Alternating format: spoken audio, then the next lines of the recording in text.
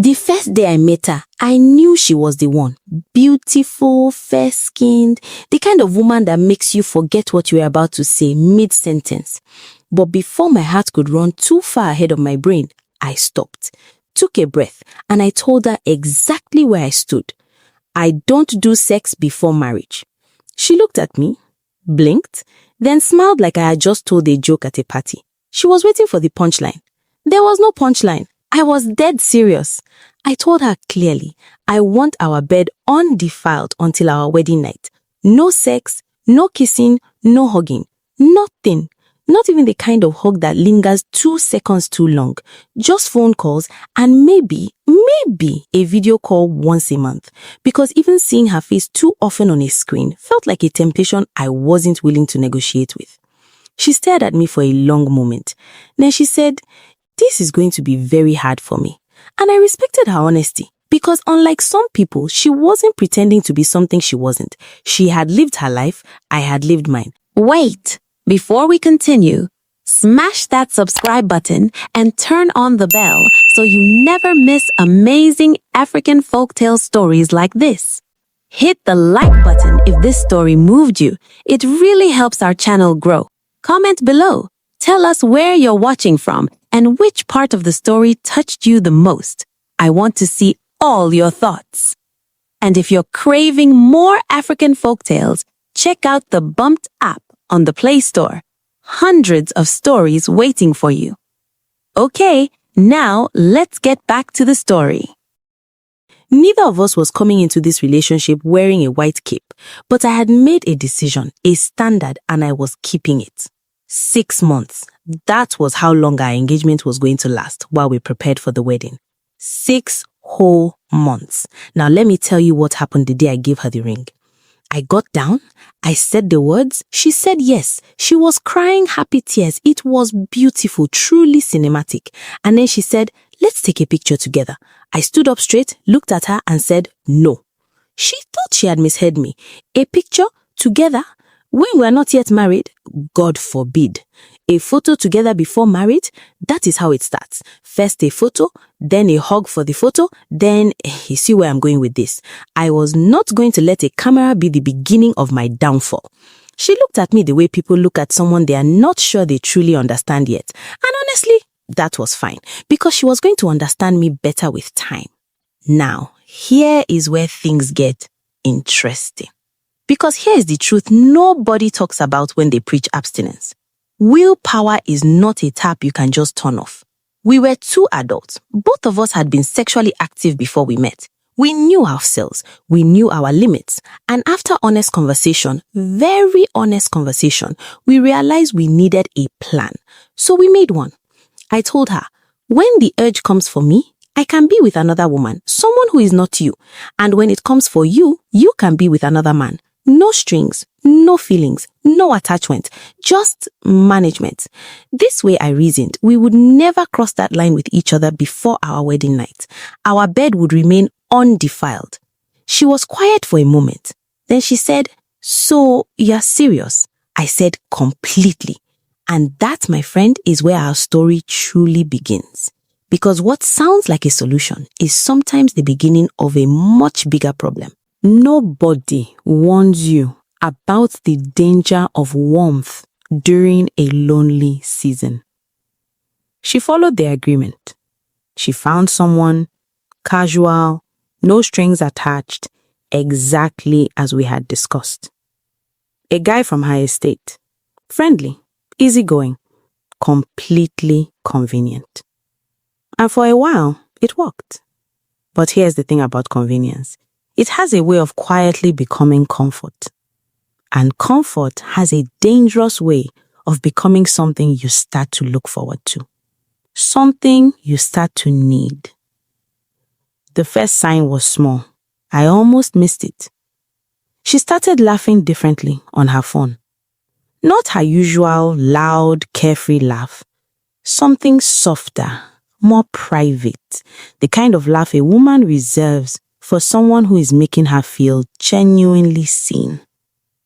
Then she started being less available for our monthly video calls. 1 month she cancelled, said she was tired.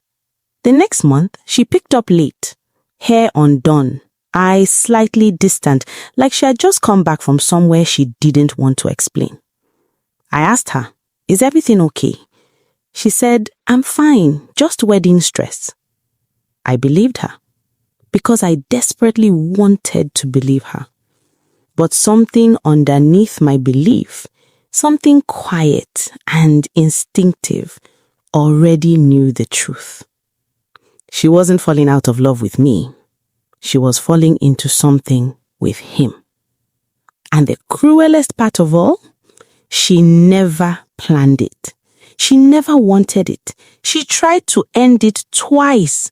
Twice she made up her mind, picked up the phone, rehearsed the words, and twice he said something that made her put the phone back down.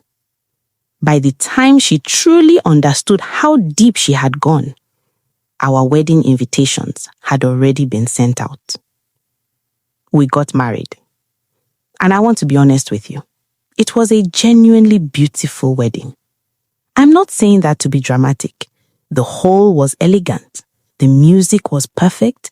Her dress was the kind of thing you see and forget how to breathe for a moment. We danced until our feet hurt. Our families wept with joy. The pastor declared us one flesh before God and man.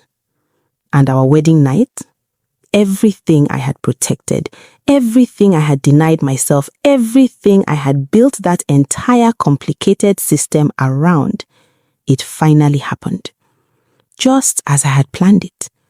And in that moment, I genuinely believed we had done something right, that the wait had meant something, that the principle had held. I held her close that night and thought, we made it. But across town, her phone was receiving messages she wasn't ready to stop receiving. And the number I should have deleted months ago was still saved in my own phone under a name that wasn't her real name.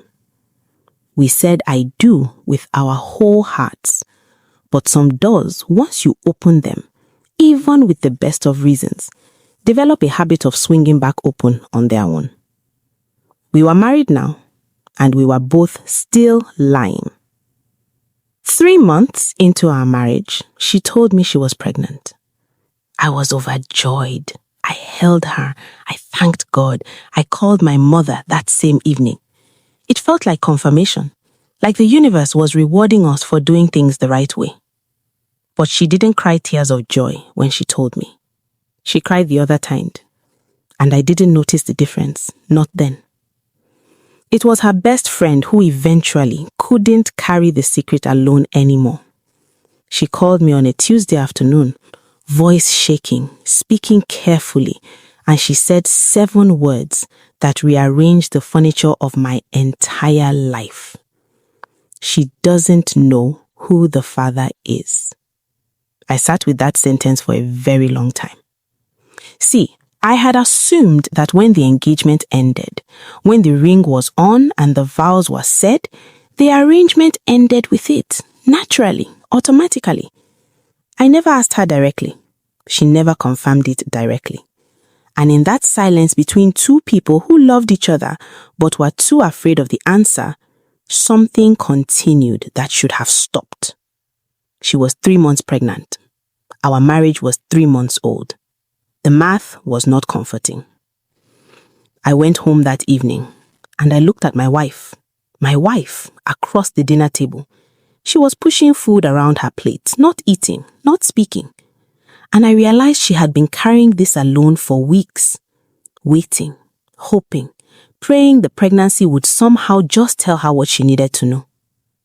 I put down my fork and I said, "Talk to me."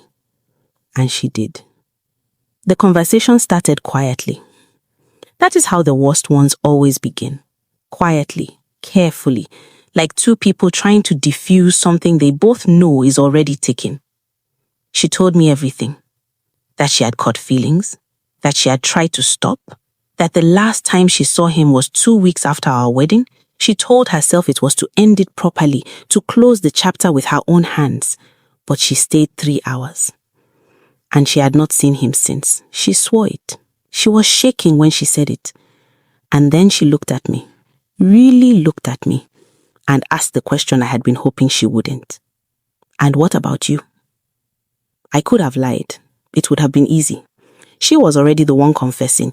I could have sat in righteous silence and let her carry the weight alone. But something in the way she asked it, something exhausted and honest and stripped of all pretense, made it impossible. So I told her the truth. That I too had seen my own person twice after the wedding. That I also told myself it was just to end things cleanly. That I also stayed longer than I should have. The silence that followed was the loudest thing I have ever heard. And then it broke. She threw words at me I had never heard from her mouth. I threw them back. 3 months of buried tension, unspoken fear, fake smiles at Sunday church and family dinners, all of it came flooding out at once, ugly and uncontrolled and long overdue. At some point, she said I should never have agreed to your ridiculous plan. And I said I should never have made it. And for the first time in our entire relationship, we were both completely and devastatingly honest with each other. A DNA test was scheduled, and we slept in separate rooms that night, both of us staring at our respective ceilings, wondering how two people who genuinely loved each other had built something this broken. The DNA test came back. I will not tell you the result. Not because I'm being dramatic, but truthfully, by the time the results arrived, it almost didn't matter anymore. Because the damage was not in the answer. The damage had been building long before the question was ever asked. It was in every loophole we created, every boundary we bent and told ourselves was wisdom, every conversation we avoided because we were more committed to the idea of doing things right than the reality of what we were actually doing. We tried counseling, 2 sessions. We tried silence, giving each other space to heal. We tried one honest conversation at the kitchen table that ended with her bags by the front door. She left on a Friday evening. I watched her go from the window. No shouting, no dramatics. Just a woman carrying her bags to a waiting car. And a man standing behind glass, unable to find a single word that could undo what we had both built together. The marriage was 8 months old when it ended. The wedding was beautiful. The intention was pure. And somewhere between the principle and the plan, we had lost each other completely. So I ask you one final time. Was it the sex that destroyed us? Or was it the loophole we created to avoid it? Was it the sin we feared or the solution we invented? I genuinely don't know, but I think about it more than I'd like to admit. The comments are open. If this story touched you, please share it, subscribe, and join our community for more stories that matter. Your support helps us keep sharing real stories with real lessons. Thank you for watching. See you in the next video. Wait, you can enjoy more stories from our Bumped app on Play Store. Go over to Play Store, search for Bumped, install the app instantly for free. Hundreds of stories waiting for you to watch. Or check the description of this video. The app link is there. Open it and download Bumped app instantly today. See you on Bumped.